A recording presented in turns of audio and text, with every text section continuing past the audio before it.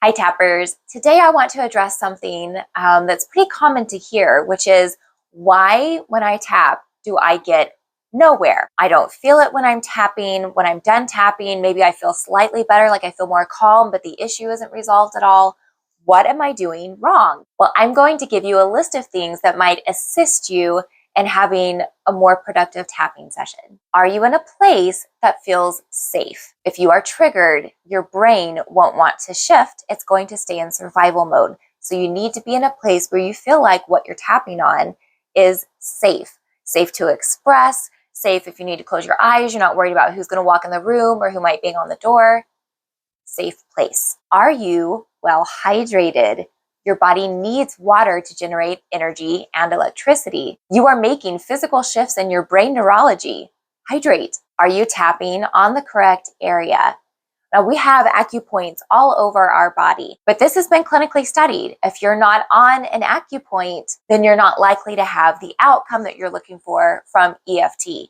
The tapping has a purpose, a big purpose with your brain. So you've got to make sure, even if you're tapping over more than the area that you need to, that acupoint is included in that.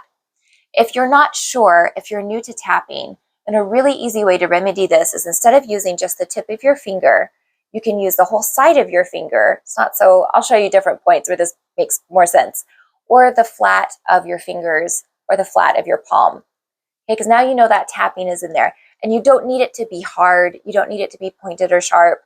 Just that it's engaged in that compression of energy and receiving that little bump into that spot. So this is completely acceptable.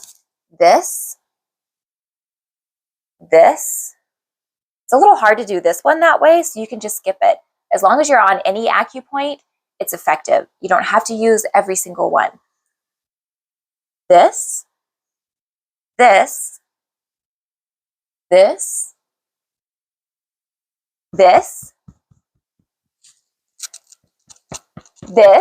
There you go. Are you engaging exposure and cognitive behavioral therapies? These are key components as well, because it's important to show your brain that what it is thinking about is different than what it is currently experiencing, so that it can make the decision to downshift from that survival experience.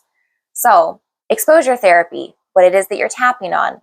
Cognitive behavioral therapy, I deeply and completely accept myself anyway, and tap. That's why we have the setup statement. Use it. Are you being truthful about how you feel and what you want? Even if the truth is starting in a dark place and you don't want to feel that way, your brain knows you're lying if you aren't telling the truth. And it wants to speak from where it is. Remember, you don't have to say it out loud. Even when working with a practitioner, you can keep it to yourself if you would like. You think you want to address it, but deep down, you really don't. So when you're tapping, you're trying to force yourself into an outcome. This does not allow you to feel empowered.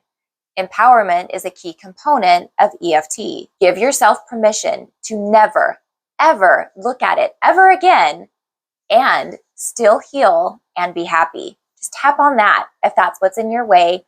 You might be surprised at how quickly you do gain permission to start looking at it. But you've got to get on the same track first. Complete truth, all of your feelings. I hope these tips help you. Give them a solid go. Let me know if you're still having trouble. Ask me any questions. I am so here for you. I'll see you soon.